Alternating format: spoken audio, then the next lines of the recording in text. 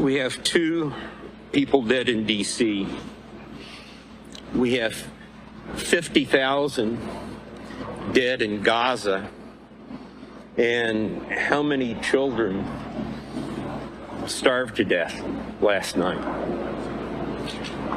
In 1956, Israel invaded Sinai. They invaded Gaza. The United States president at the time, Dwight Eisenhower, put his foot down, and he told the French and the British, get the heck out of the Suez Canal, and he told Israel to get the heck out of Sinai and out of Gaza. Now, where would we be today if we had a president that could have said that 2 years ago? Excuse me, can you describe again the Elias personality that you met? Quiet and friendly. Quiet and friendly. Yeah. What's your age, if you don't mind us asking? 71. Yeah. I'm the guy with all the signs in the window. What do you hope happens next? Ceasefire. No more deaths. No more deaths in D.C. No more deaths in Gaza. What about with your neighbor?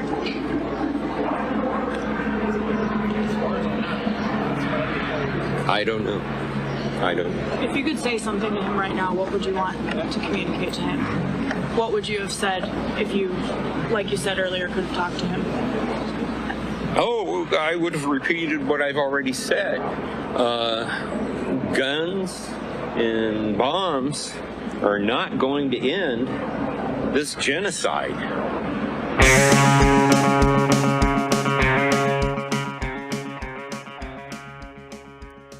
That is John Wayne Fry, the neighbor of the shooter in D.C., and I think making it much more courageous statement than a lot of people on that. The truth is that there's been a 6-year-old killed by a landlord in Illinois. There have been 3 Vermont students shot, and it's racist that we're acting like this one is different. No, the onus on turning the temperature down, as some folks are saying, is on the political class that is giving the bombs and help enabling the starvation. But that is, I needed to start it with something serious, folks. We are going to have an interesting show today. I interviewed my first politician, at least sort of incumbent member of Congress, Ro Khanna. I'll talk a little bit more about how I assess my performance there, but it was interesting to talk to him. But first, I want to bring on the guest of the program. We'll talk about where you may know her from, but it's Straighterade, or Erin. Hello, Erin. Hey, Matt. How are you doing? I'm good. Do you go by, does your chat call you Erin? Either one. I'm totally fine with either one. I'm fine with using the silly made up name or my actual name. Cool. So just for folks who don't know you, give your introduction. So my name is Erin, aka Straighterade. I've been a lurker online for years, but then it wasn't until I think 2023, maybe 2022, I've lost track now. I debated the live streamer Destiny on a college campus, and our back and forth over the question of whether or not wokeness has gone too far ended up netting, I think, about 1.5 million views. And then from there, I kind of stayed involved online in like liberal, left-leaning political debate spaces, which aren't toxic at all.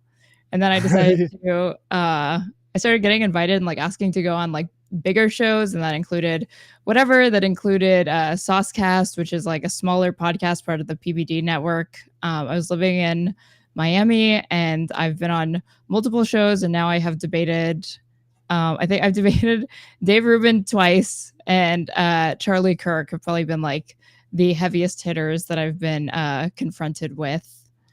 And I've been kicked off the whatever podcast only once, unfortunately. Maybe I realize that's rookie numbers, but if I go on again, maybe. Oh, and Sneeko. on Fresh and Fit. I've been on Fresh and Fit. So Wow. So you've been through this entire I mean, this is actually what I eventually want to turn the conversation to, is this whole constellation of streamer stuff. But I didn't know the Destiny thing at first. So what was you go into, what was this event? You go into some event, were you prepared? You had some idea of what you're going to confront him with? Like, well, so he was doing like a liberal change my mind, because Steven Crowder kind of mainstreamed this with his whole, like, I'm going to head to college campus. I'm going to set up like a booth, and then I'm going to challenge these, woke college students and hit them with the facts on, a conservative worldview. But of course, that is always highly skewed, because he has the mic, he has the media training, he has all the talking points, and you're just debating random college students that are brave enough to sit down, but probably can't really articulate these sorts of arguments because they're not well versed in the talking points that the right is going to hit you with, and all of these things that, they have kind of superficial thoughts on, but have never been made to like flesh them out. And now they're doing so before this audience of millions. But of course, all of the framing was always skewed and sort of provocative ways to bait people into the conversation. Like BLM is actually the racist ones, or, I'm pro-life, or like abortion is murder, change my mind. So Destiny set up one at the UT Austin campus, and he did it for like 3 different things. But his was a little bit more moderate. And the one question that I disagreed on was has wokeness has gone too far, specifically on college campuses. And I was just there to watch, but then I ended up sitting down and doing it because a producer who was there saw me arguing with people that were watching, and I decided to step in and do it. So I was unprepared, but I was not that upset with how it went. So that's fascinating. So you mentioned the Whatever podcast. That's another one. Let's play this clip first, so people have some idea of what we're talking about. This is actually the second time you talked to Dave Rubin about this, and the first was on a PBD. Was that the Saucecast? No, that was the second time. So the first time I was invited on. So even though I got kicked off, I got invited back on. So it was the host, Brian, reached out to me on Instagram. I was like, do you want to debate Dave Rubin? I really wanted to debate Candace Owens because he had Candace Owens on, but there really is not, and you'll learn this if if you end up being a guest or invited on, he brings on, like, Brian is the host, and then the guest that he brings on is actually the person that does the majority of like the back and forth debating. It's kind of like a good cop, bad cop routine where Brian is the good cop, and his whole shtick is like, oh, I didn't say it. And then the host next to him is saying the crazy shit. He's mostly endorsing it, or kind of like basically on that side. And so he gets these bigger guests on and protects them because he has the mic and he can control when to tell people to stop talking and when to let the guests talk. And they usually only stay an hour, even though the show literally runs about 7 hours straight. And I was invited on to debate Dave Rubin, and he had, of course, like on this show, he's presenting himself as I'm just this, right-wing libertarian dude, live and let live, man. And I hate to say it, but the majority of the conversation with him is actually pleasant, because if you're trying to present yourself that way and you're talking to all these like sex workers, you can't really do the typical manosphere, like misogynistic, like feminism is the end of the West. Like, he wasn't interested in that kind of stuff. So he was totally fine with, talking to all these sex workers or whatever. Right. But we got into like the political back and forth that, holes started to be revealed, because I'm like, how are you a left? I know his whole shtick. I've been watching him for years. I've been watching Majority Report tear into them for years. I watched Michael Brooks tear into them. I read Michael Brooks is Against the Web, where he really tears into like the IDW people. So I know these people are frauds. Anna Kasparian has talked about how he's a fraud. He's not the first fraud to come out of TYT.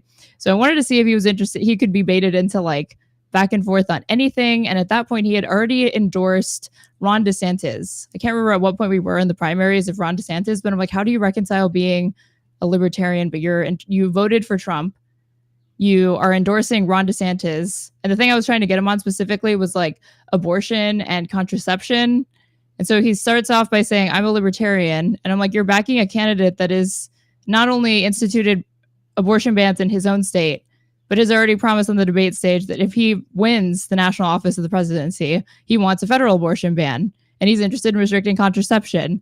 And then suddenly he's backing up and saying, well, you don't actually have a right to contraception. And I disagree with him on that. But overall, I agree with him on other things.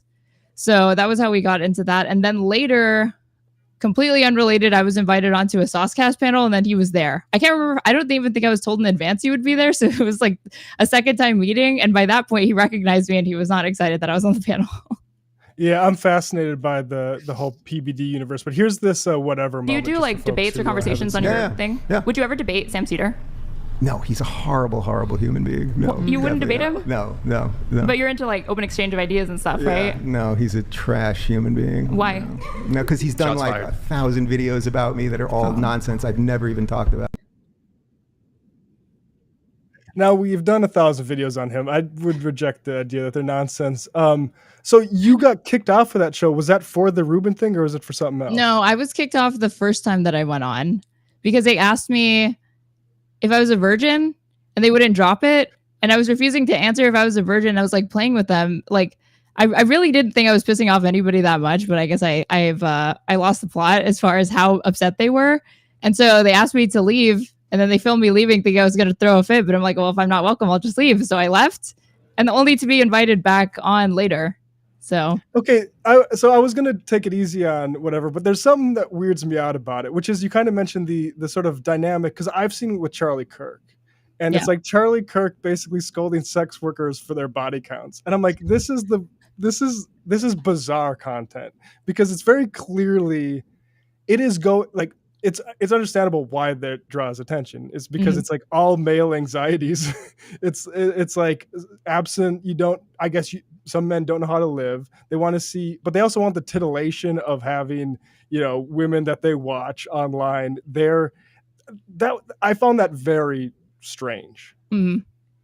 Well, the thing is with those podcasts is that one, whatever is, and they're not unaware of this. They've actually gotten into beef with Fresh and Fit, but they're the white counterpart of Fresh and Fit. So whatever is pretty much dubbed white Fresh and Fit. Okay, It's, that makes a lot of sense. And now at this point, because Fresh and Fit has been, I think, effectively demonetized or deplatformed off YouTube, they're relegated to Rumble, BitChute, like these kind of these more like alternative platforms. That's the only place that will host them, and they can make money. But before that demonetization, I think they were the most super chatted channel on YouTube, if not in the top 5.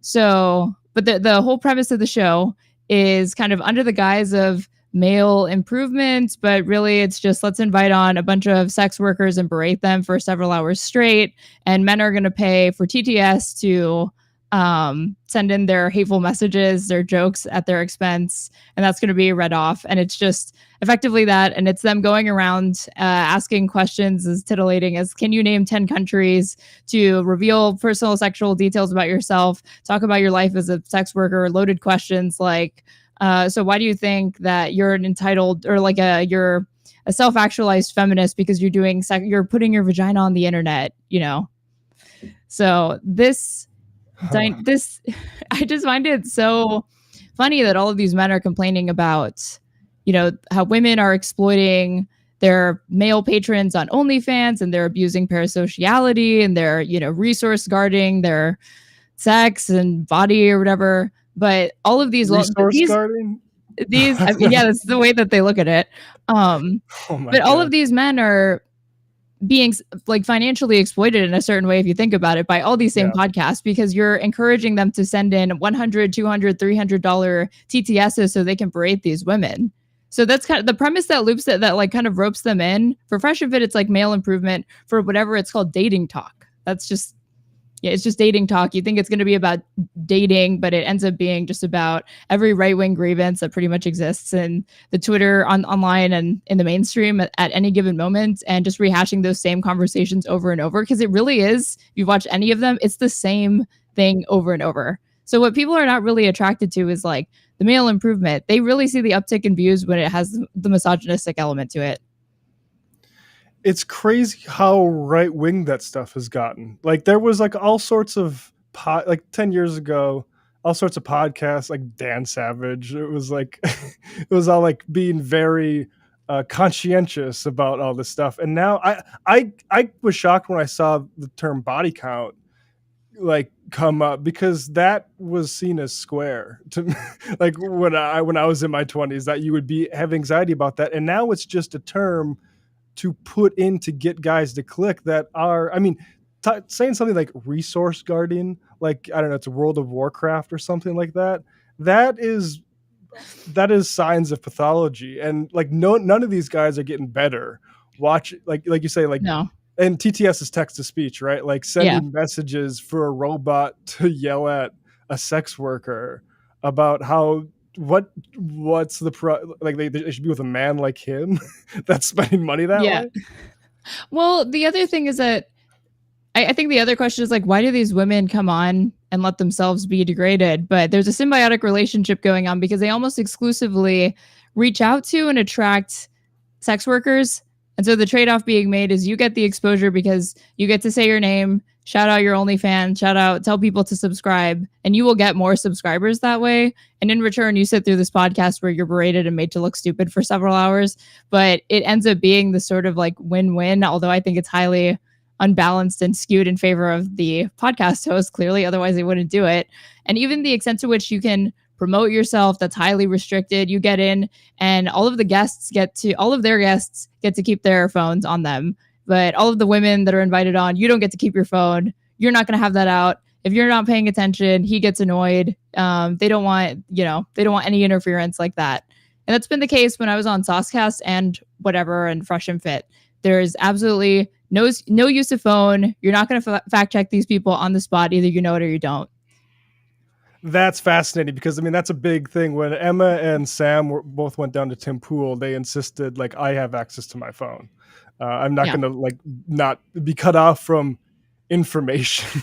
Yeah. Well, at this point, Tim Pool is realizing that, like, he doesn't, with smaller guests, he can probably get away with kind of asserting that as a boundary and a prerequisite for being on the show. But Sam Seder, it's like, if it's the difference between letting him have his phone or the guest walks, they just let them have the phone.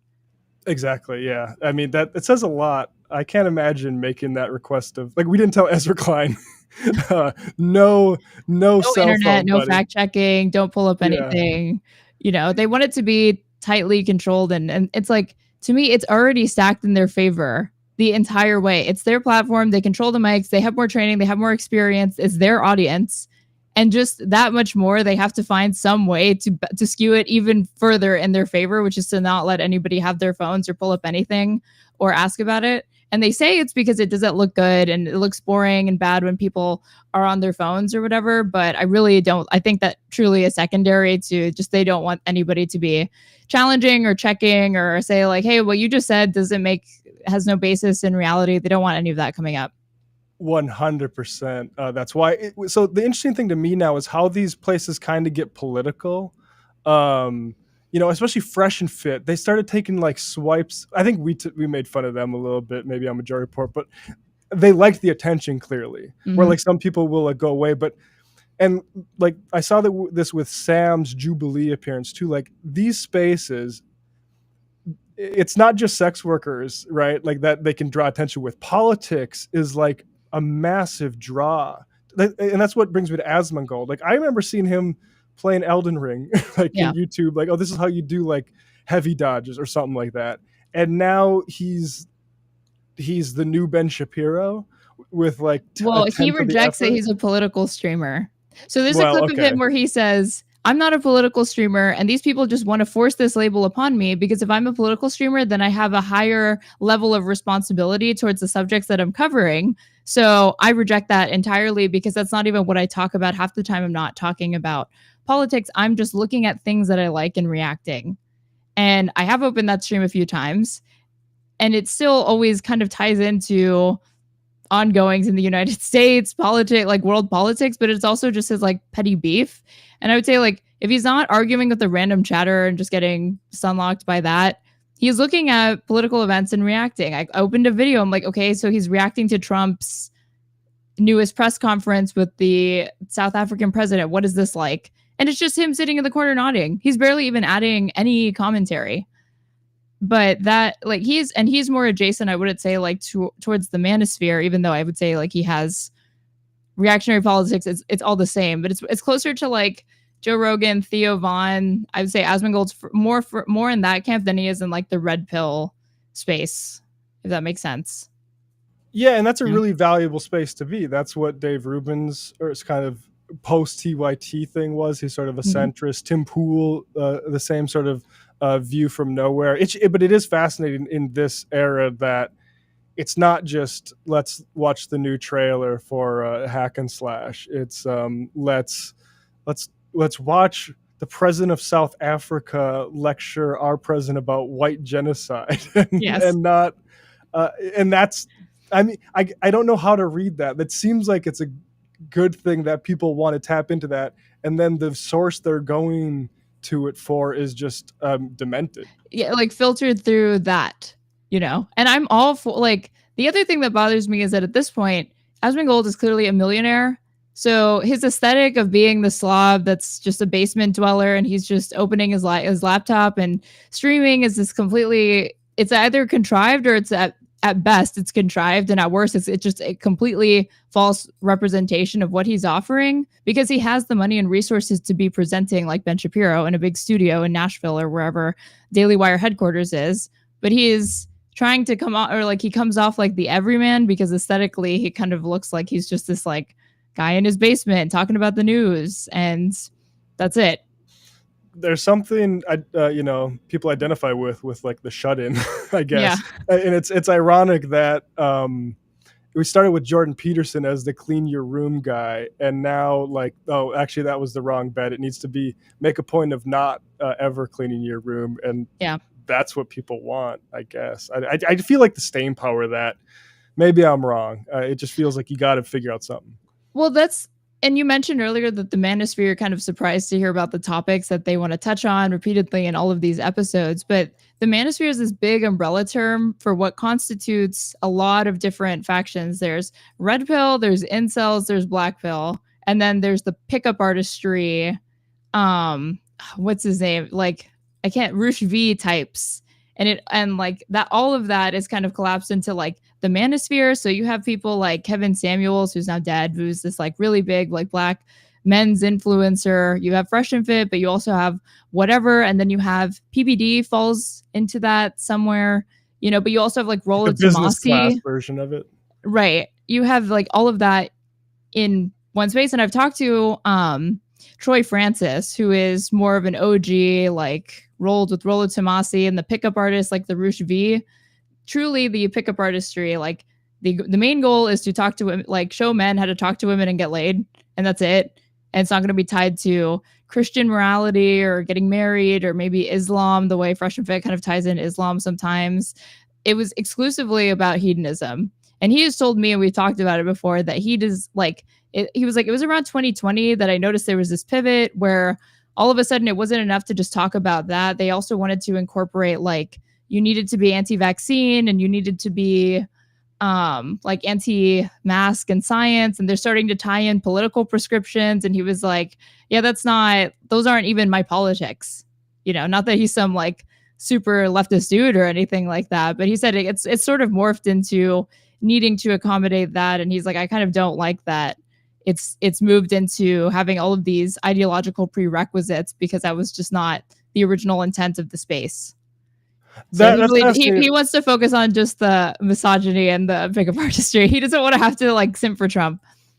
I can't remember who I was talking about this recently on this show, that like remember back to when I was in college and I was in a communication studies class right when like the mystery the guys going around in Las Vegas, and you could like pay them thousands of dollars to come hang out and hit on women at casinos. And I was lamenting that like it was laid the groundwork for a lot of this, maybe a lot of what we see now was there in sort of embryonic form, but it was less toxic than the guys that just like come on and like harass people about who they slept with and then shame them like that. At least people were, the problem is now it's just sitting in front of a computer at home or listening on your phone, getting less and less able to social with people. At least the guys, like the guys that were wearing like magician's hats and stuff, were getting people into the real world and having conversations.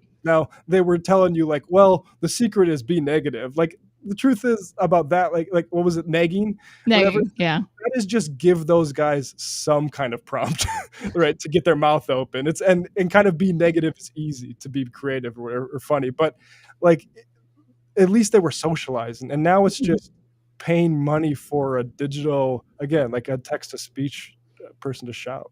Right. And now, and like the most notorious example of kind of what it culminated into is Andrew Tate and the Tate brothers. And the Tate brothers have their own set of like pickup artistry, and they talk about how you should get on Tinder. Like I think I can't remember what it's called, but Andrew Tate's brother has like a whole explanation on YouTube that I think has been paid for and then ripped to give out to the masses. This brilliant information, of course, should not be behind a paywall, where he's explaining how you should download Tinder and then you need to get on Instagram and then you get into DMs and then you can get off the dating app and you're actually talking to people. So there is an underbelly where there are actually kind of following through on what they're promising their audience. But I still see people not really understand what their primary motivation is, which is to obviously rip off their fans. Because did you see this video circulating on X of Andrew Tate? He was like in a mansion. The like table in front of him had like all of these watches, and he was like smoking hookah and like had this big cigar, and he's like literally working out as he's doing this. And it's just this 30-second video of just masculinity, right? Like all in your face. And all of the responses to it is like, whose idea of masculinity is this? Who does this appeal to? And as Sean, there's a bread tuber, points out that he is not really trying to project that image seriously, because the majority of people see it for what it is. It's just foolish, and it doesn't actually look. It's a child's understanding of what masculinity is, but they are trying to capture the 5% that think, oh, this is what it's like to be a man. Because if you're stupid enough to think that, you're probably stupid enough to fall for one of their pyramid schemes. And so they're trying to funnel people into the pyramid schemes. Right. And that is their Patreons and their paid advice. And you have to pay monthly for their advice. But it's a perfect gambit because you can't actually assess the quality of the advice until you pay for it. And then once you're in it, it's always like they keep you looped, because it's like, well, next month we'll be revealing the true secrets. And they're just always kicking the can down the road, keeping people on the hook for, the final bit of information, young grasshopper, that you need to be taught to understand how the world works and masculinity. And that's how they make the majority of their money. So the most controversial aspects, that's the facade, but they're trying to loop in anybody who's attracted to how outrageous they're being. They know they could probably make a buck off of them. And that's been their agenda the entire time. That's the Tate, the Tate and PBD sort of what they bring to the table is that special sauce. Under value, the valuetainment. Valuetainment is it's like a portmanteau of 3 words. It's value, entertainment, movement, and that's all what it means. As one, which doesn't make sense to me because it would be like Val Movetainment if it really had 3 words, but that's their whole thing. Well, I do want to send off Jordan Peterson a little bit, because I feel like his time is a little bit past. And this young lad, because you go to a Catholic. I owned a Richard Dawkins shirt in 2008 about how I was proud to be an out atheist. And I've since, graduated away from that. I find a lot of the type of discussion that was had in this Jubilee conversation about just the metaphysics of everything ridiculous. But let me just play this while this. Because you go to a Catholic church, don't you? Or you've attended recently.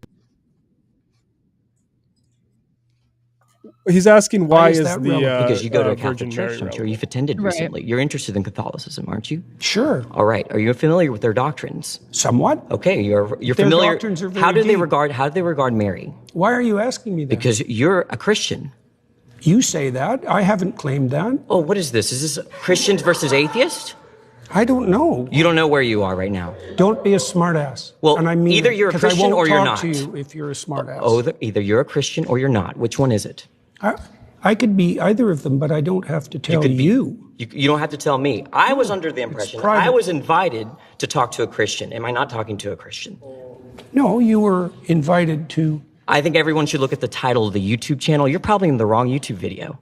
You're really quite something, you are. Aren't I? But you're really quite nothing. Right? You're not a Christian. Okay, I'm done with him. Now, that look, it's a little bit theatrical, but that turn Right. of phrase there, "You're a little bit nothing."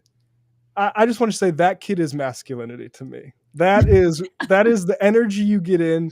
You don't let, because so often in the debate, Peterson was like, "Mind your manners, young man," like basically saying I'm the authority figure here. No, Right. fuck that. We're having a debate here.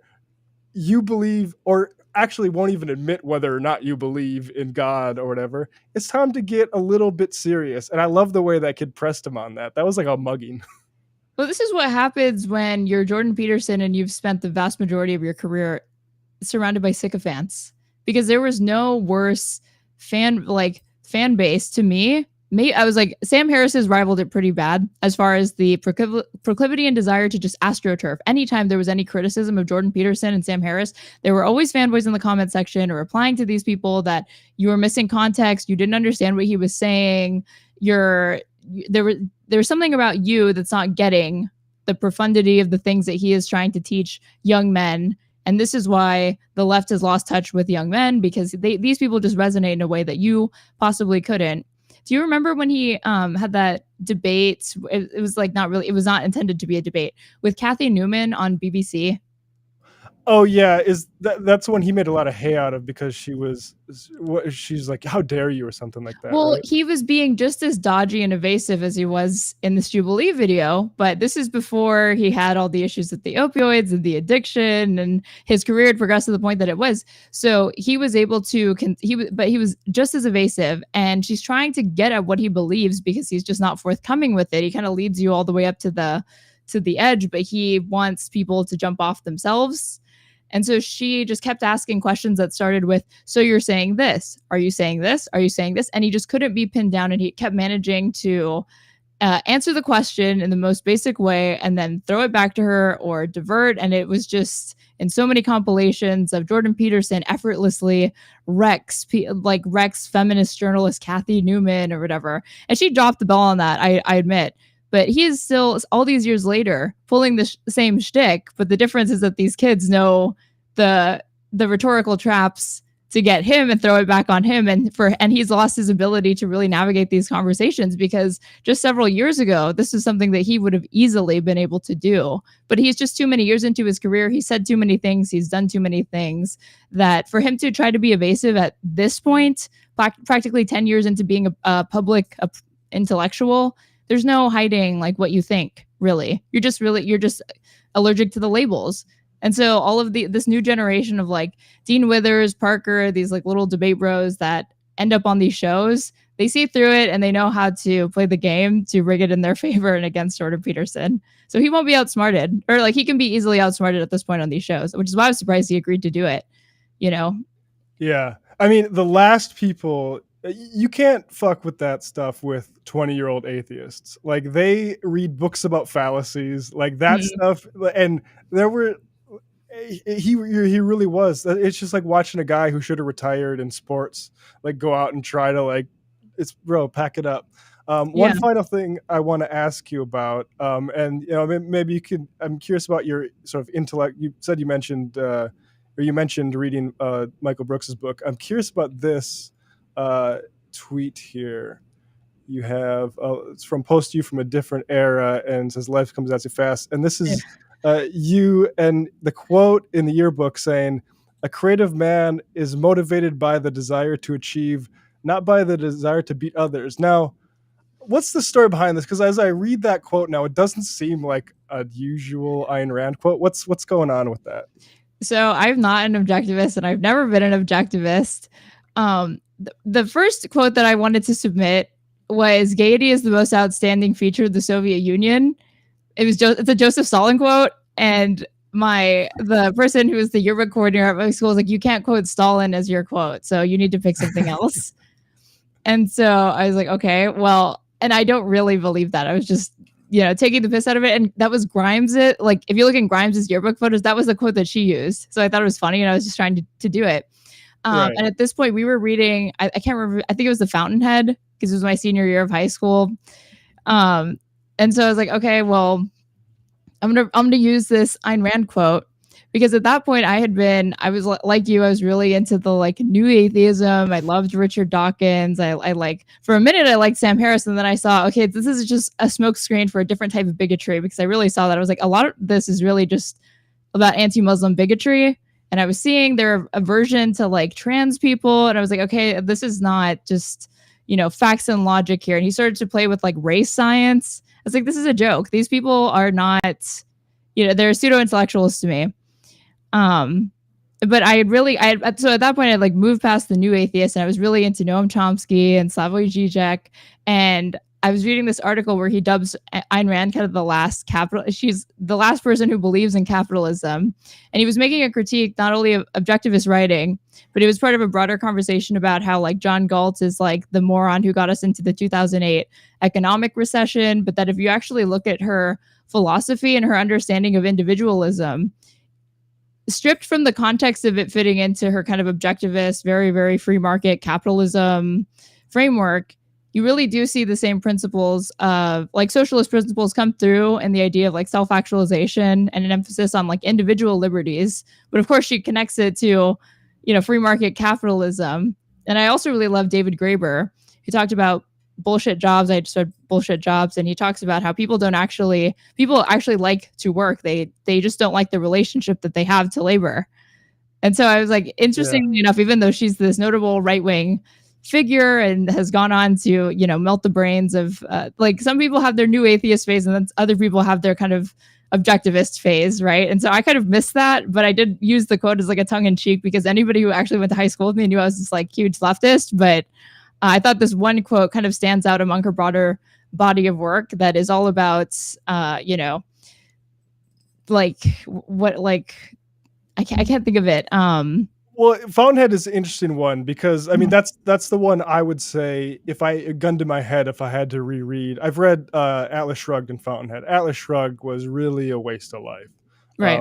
And one of the more repetitive books, and like just sort of, I mean, terribly written. But the Fountainhead I read in college, and that one, like you say, there's the stuff about self-actualization and like striving to be it played to my ego when I first read it. That was also when I had a kid in my class who was all about it, and he was also a Ron Paul guy, and that sort of like scared me away from getting too deep into it, and basically developed against Ayn Rand. I never really had an Ayn Rand phase. I never had an Ayn Rand phase either, besides like thinking that book wasn't the worst assigned in syllabus. So you were a leftist. How early did you become a leftist then? It was 2016. I was very into the Bernie. It was like really Bernie was like the entryway to all of that politics. Because before it had just, my only forays into it had been like new atheism, but I was already very quickly disillusioned with that, because I was like, this is not what people think it is. It really is just a funnel to the right wing. It's the funnel to it's like at that point it was like the alt-right pipeline. I was like, this is just for like at the beginning of the funnel to the alt-right pipeline. And these people are being led to, you're starting off with Sam Harris, but you're ending with Jared Taylor and Stephen Molyneux and Lauren Southern. Yep. So I had already like ditched that. And then at this point, that's when Bernie Sanders was really interested me in like electoral politics and like class and labor politics. And then from there, that was how I found those kind of leftist public intellectuals. Very cool. Well, Erin, it was a pleasure talking to you. Are you streaming right now? I'm streaming right now. Yes. Well, once I'm done, once people stick around here for the Ro Khanna interview, we will be rating your Twitch. Thanks again, and talk to you again soon. Yes, bye. Bye. That was fun. She's very knowledgeable about this whole these fresh and fit guys. And I remember the first time I heard about Jordan Peterson. Let me full screen myself. Someone's like, "Have you heard about this psychologist from Canada who talks about masculinity?" And I watched one video of him, like, this guy is the masculinity expert. But that was great. Do go follow, especially on Twitch, where she's been putting in work. Now here's my interview with Ro Khanna. We talked about a lot of subjects. Conversation kind of flowed more than I had a lot sort of pre-written and prepared, and I kind of threw it out the window. but I think it was a good conversation. We got into some interesting areas. And maybe I'll react to it a little bit after you guys watch it. And that's going to be it for tonight after that. So here is my talk with Welcome, Congressman Left Ro Khanna. Reckoners. I'm Matt Leck. David Griscom read in his book today, but we are joined by the U.S. House of Representatives member Ro Khanna. He is of California's 17th district. He was also the co-chair of Bernie Sanders 2020. Ro, thanks for being here. Thank you, Matt. Thanks for having me on.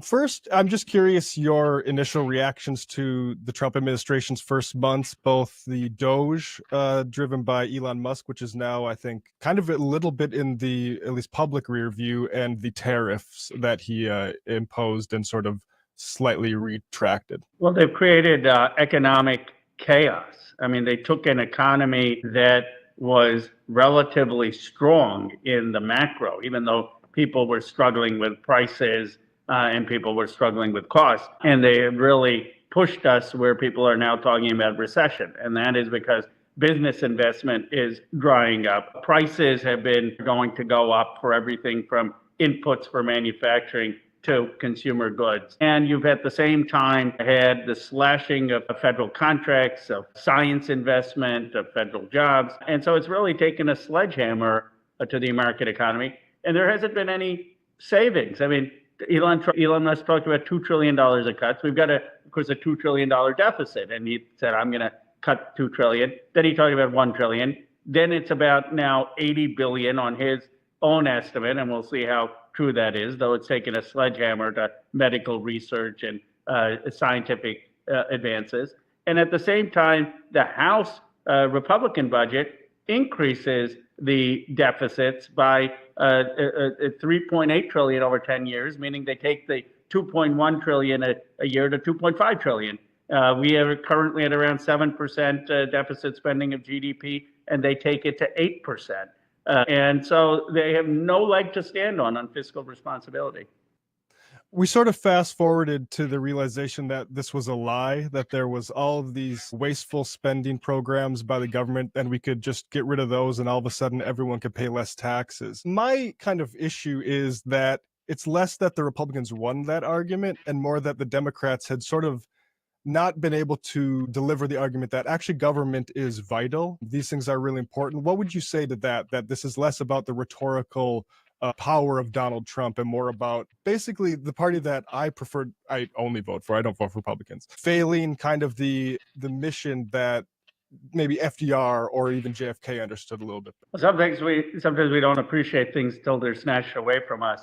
And I do think that this is an opportunity for the Democrats to remind people that government is an extraordinary force of good in ordinary people's lives, that it is the check to the concentration of power by large, wealthy interests, that it is the one body in this country that's supposed to speak for people because people have a say in it, and that it has delivered for us Social Security, the minimum wage, Medicare, Medicaid, collective bargaining, the Affordable Care Act, that we need government to make childcare possible for everyone, to make affordable college free and vocational education possible, to make sure that Medicare is a human right and reduce the extraordinary costs in the system of healthcare. Now, we can acknowledge that there's waste in government, but the waste in government is the fossil fuel subsidies for big oil. The waste in government is Medicare Advantage that's ripping off the American people by pretending that people are sicker than they are and how they're charging us. The waste in government is the big pharma companies that are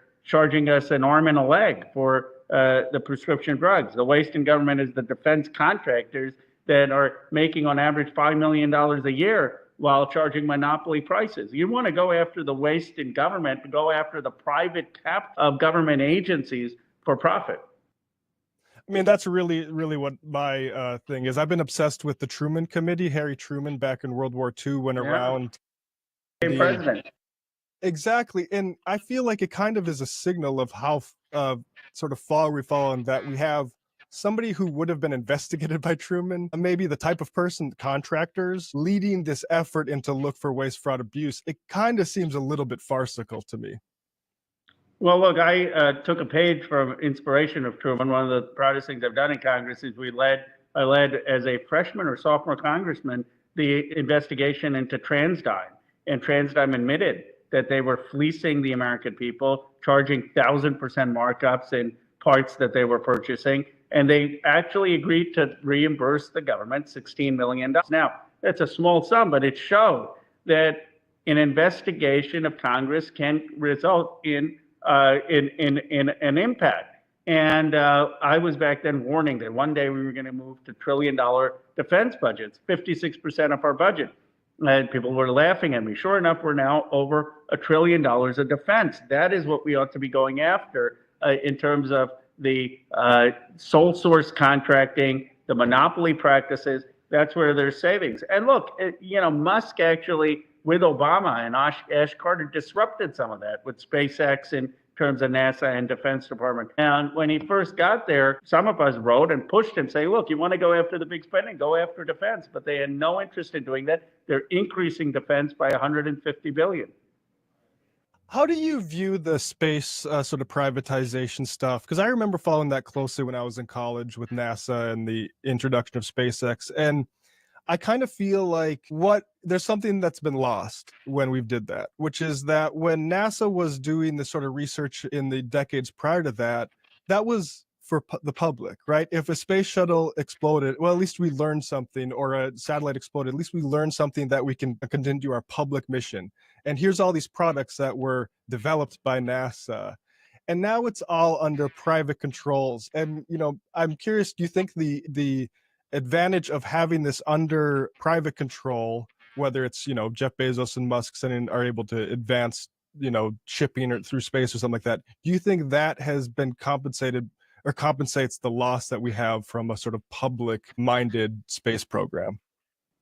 Well, America's always worked best when, in my view, there's a public mission, but the private sector has contributed. I mean, when we were trying to go to the moon, that's what gave rise to Silicon Valley. The semiconductor chips that were produced for going to the moon were produced in Silicon Valley by private companies, by the Fairchild and Intel.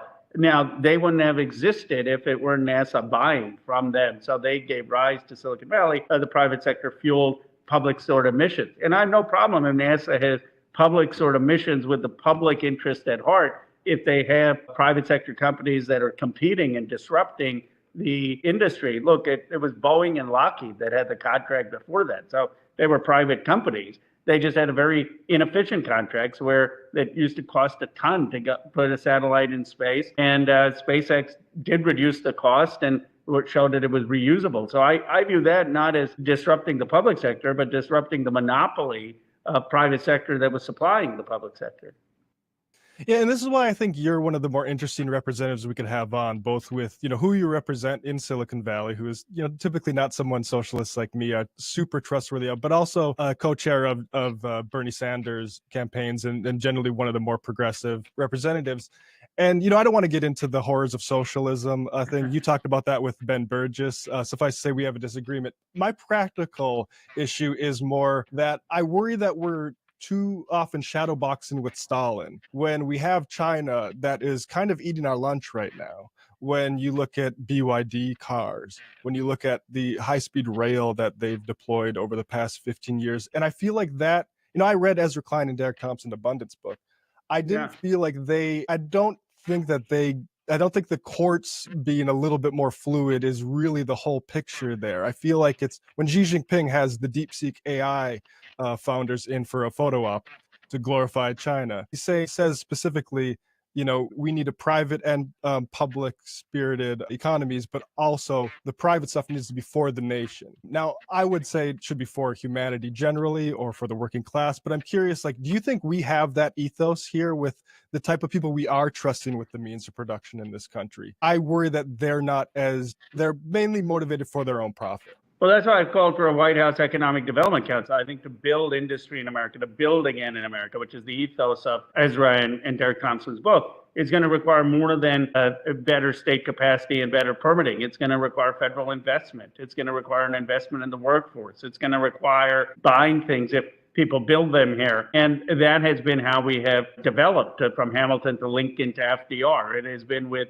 a robust public investment with the private sector. Now, China, I think, in some ways copied that model, they have their own problems. I mean, if you go to some of the local towns in China, their real estate has collapsed, and you literally have local governments taking away property and money, and in some cases jailing people because their local towns have a revenue crunch. So China has its own problems, and they've totally neglected consumer well-being at the expense of a few state-sponsored companies, but it hasn't exactly been a thriving middle class. But what we need to do, instead of looking at China, is look at our own history from how FDR developed America. And in FDR's America, I've often said Elon Musk would be a $1 a year person, where he was actually there to build things, not to dismantle things. In fact, I was just in New York for this Memorial Day weekend, and I saw at the Rockefeller Center, there's a plaque with Rockefeller's quote where he says that I hope that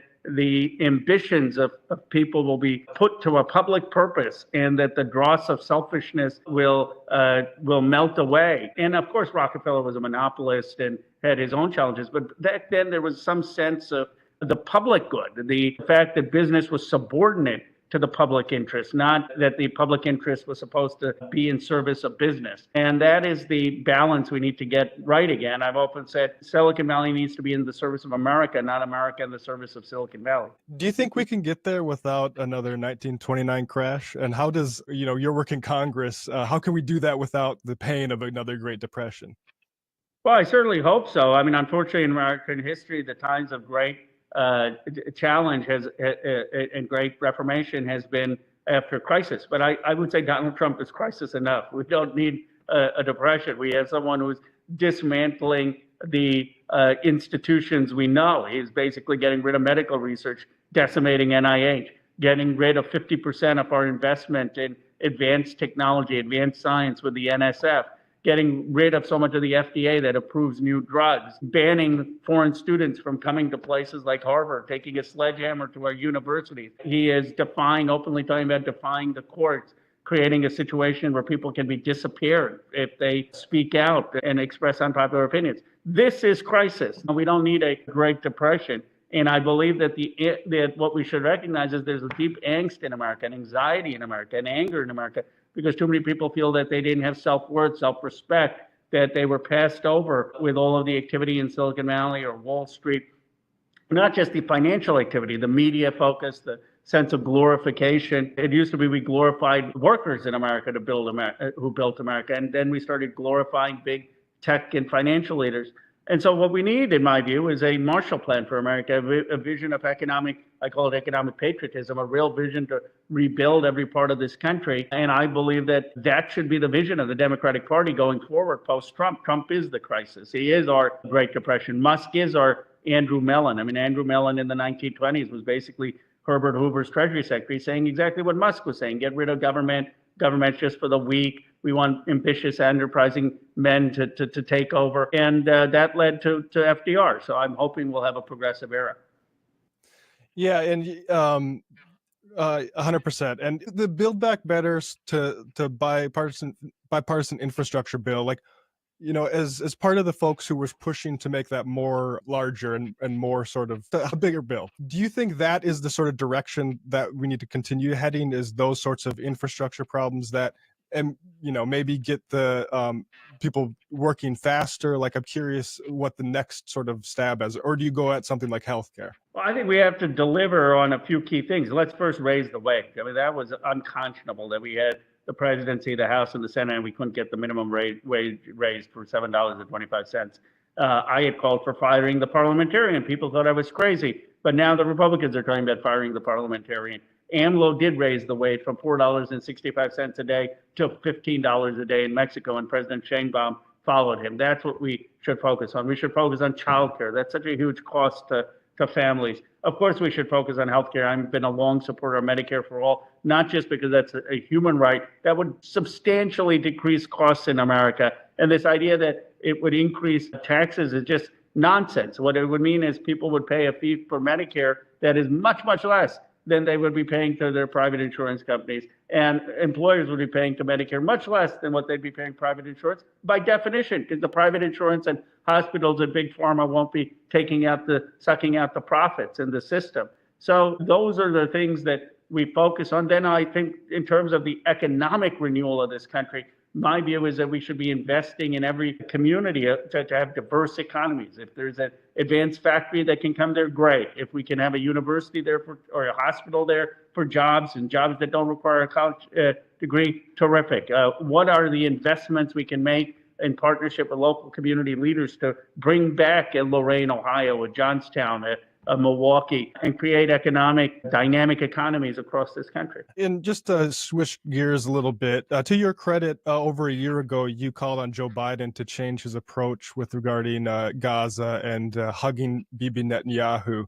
I produced an interview, Majority Report, with Sam Seder and Emma Vigland, who had Pramila Jayapal on a few months ago. And she said that the Democrats hadn't really even taken a step towards reckoning with what that decision did. And there's an effort to sort of move on from it as if it's possible to do so. And I'm curious if you've observed the same thing, and if you think that is a plausible route to fight Trump, if we just need to turn the page. Because from my perspective, the conflation, and you're speaking to an audience that rejects the conflation of anti-Zionism and anti-Semitism as dangerous, in fact. And I worry that a party that's unable to be clear about that can fight Trump when he's using anti-Semitism as a cudgel against higher education or different parts of society. So I'm curious what your response is to where the party is on this issue. Well, there's a lot to unpack in that. Of course, I voted against the offensive weapons to Netanyahu. I was one of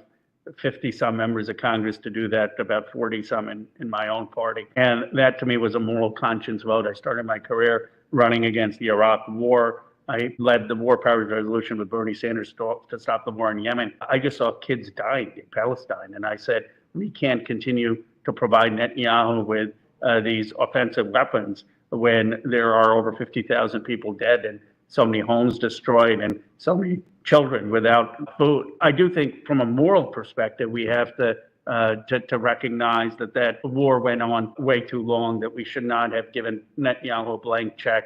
I believe that vote on the offensive weapons to Israel was a defining vote, much like the Iraq War vote was a defining vote. And I do think that this is going to be an issue for the future of the Democratic Party. Personally, I believe had we had a more human rights focused policy there, we would have probably won Wisconsin and Michigan. We may not have won Pennsylvania, but having been to Michigan many times and Wisconsin for Harris, I'm convinced we could have won both of those states. The data shows that there were a lot of people who didn't vote because of Gaza. More broadly, I certainly believe that one should be critical and capable of being critical of the Israeli government or Israeli policy without being labeled anti-Semitic. I think that's different than Zionism. In my view, the way I define Zionism is just self-determination of the Israeli people, and I'm for self-determination of the Palestinian people. And I fundamentally believe there should be a right to Israel to exist in safety and a right for the Palestinians to have self-determination and a Palestinian state, a similar position to what Nelson Mandela articulated years ago. So I do think we have to recognize that self-determination right of both people. But that's a longer discussion. Overall, your point is right that the Democrats have to grapple with the Gaza war and the role the Democratic administration played in it.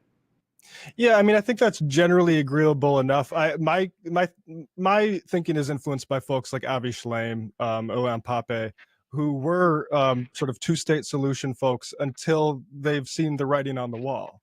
And I think, we speak for a lot of people here that aren't surprised, but frankly, by what's happened since October 7th, that an opportunity presented itself to massacre people. You mentioned the Iraq thing. That was formative in my politics. I supported Barack Obama. I couldn't vote yet, but supported him very happily because he was the strongest speaker against the Middle East entanglements that were around then. And now we have a situation where the Democrats are they weren't clean in Iraq either. They have culpability there, but now it's a little bit more clear in the eyes of particularly young people. And I just feel like some kind of mea culpa needs to be done, or something needs to be done to reset, and figuring out a way to stop this starvation and slaughter, I think would go a long way toward it. I think, first of all, substantively, it needs to be done because 50,000 people died and there's huge humanitarian crisis and people as we speak are starving there. I mean, Israel is pushing Palestinians down to the southernmost part of Gaza. It's unconscionable, and trying to reoccupy Gaza. So there's a humanitarian crisis before any of the politics. But I do think going forward, I mean, this is just my opinion, that in 2028, Democrats running, and perhaps even in 26, are going to have to do what Trump did with the Iraq War, which is to come out clearly and say that the Republican Party, George W. Bush, messed up and created a huge blunder with the Iraq War. And I think future Democrats need to say not just that Joe Biden shouldn't have run in 2024, but that Joe Biden's handling of Gaza was a disaster, and that we would have a very different foreign policy that centered human rights. And I think if you're not willing to make that break from Biden, you're probably not going to get the credibility of so many people who stayed home. That's, of course, my politics. I broke with Biden during the administration, but my sense is that's broader than just the 40 or so of us who voted against the offensive weapons, that this is going to be a fault line like the Iraq War was in Democratic politics going forward. A moral test of sorts. It's not just about the issue of Palestine. It's the issue of, do we believe in human rights and the dignity of people across the world?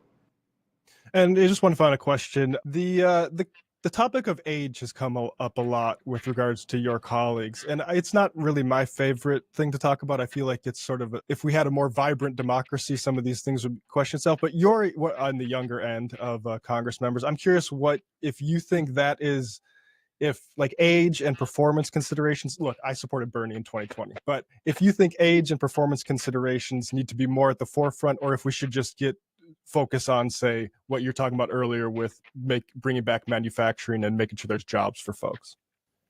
Well, look, first of all, we need to have an anti-status quo orientation. We've been too deferential to the status quo in our party, a status quo that has failed people. And the reason I was drawn to Bernie Sanders, why I co-chaired his campaign, he was running against a club, a machine, which the Democratic Party had become, void of new ideas, making it hard for new people to enter into politics, hard to have primary challenges. That's why I supported what David Hogg is saying. Yes, have primary challenges, have more competition, be willing to say that Democrats made a mistake on NAFTA, made a mistake on China's ascension into the WTO, made a mistake in supporting the Iraq War, made a mistake on Gaza, that we need to have bold voices questioning policies that have hurt America and human rights and the working class. Second to that, I would say that we need a lot of new younger people. Now, you can have an energetic anti-status quo politician like Bernie Sanders, but that's not the norm. The norm is that people who've been in office 40, 50 years have become the embodiments of the status quo. They're not questioning it, they're repeating it. And they've held on to power too long. And so that old guard needs to clear out. There does need to be younger voices. That's not being ageist. It's just saying you can't be ageist the other way. Right now, because it costs so much money to run for Congress, the Congress is dominated by a demographic that is unrepresentative of the vast majority of Americans. And I'd like to see a Congress more representative of Americans, having all age groups represented. And it has been a problem that people have held on to power. They've valued incumbency, they valued the fundraising, and they haven't made room for new voices. I read an article that in The Economist that the turnover rate of American congresspeople is less than the turnover rate today of European monarchies. You have a better chance of keeping your seat as an incumbent member of Congress and winning an election than if you were born an heir to the European monarchy to keep your assent. And that is not what this country was founded on. 100% agree. Representative Khanna, thank you so much for your time this morning. That's Representative Khanna out of California's 17th District. Thanks so much. Thank you. Appreciate it. Stop.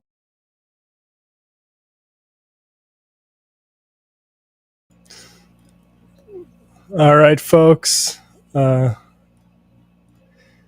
Yeah, it was interesting interviewing Ro. I find him, look, I mean, people who listen to this show know I don't trust politicians, but I did find Ro easy to talk to.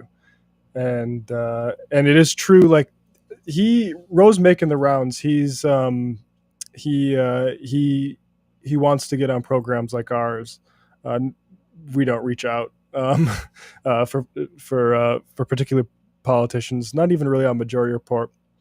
But I did find it interesting. And if I would have had more time, I did this right before I had to leave for work in the morning, but I would have asked him about that broadly. Like, you're going on Burgess show, also Dave Rubin's show. What's we're important now as streamers. And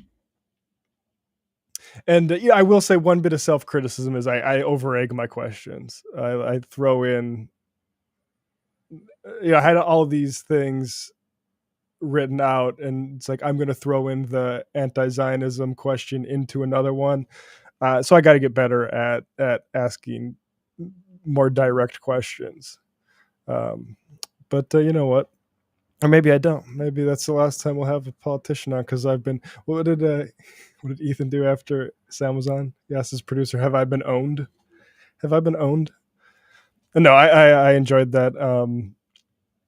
I think I definitely disagree about the SpaceX stuff. I'm not a big fan of that whole thing. I kind of think we empowered some profiteers a little bit too much with that. But yes, I do appreciate him saying we should have gotten rid of the parliamentarian to raise the minimum wage like AMLO and Scheinbaum. That is why I didn't dismiss Ro, because he's capable of stuff like that. Folks, that is going to be it tonight. We have a bunch of great stuff.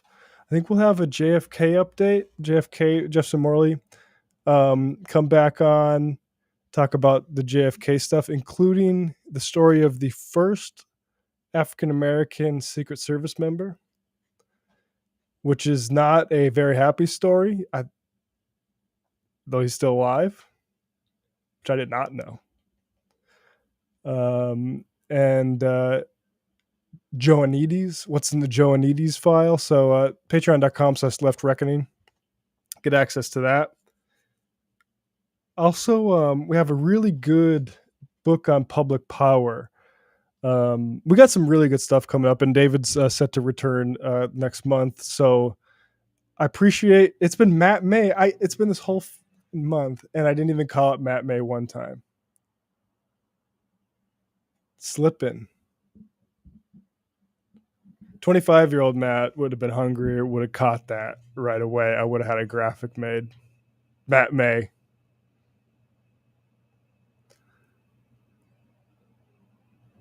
The fourth Trump re-election will be great. Man, he is going to look bad for that term. I'll tell you that. Folks, patreon.com/leftreckoning. Bye-bye.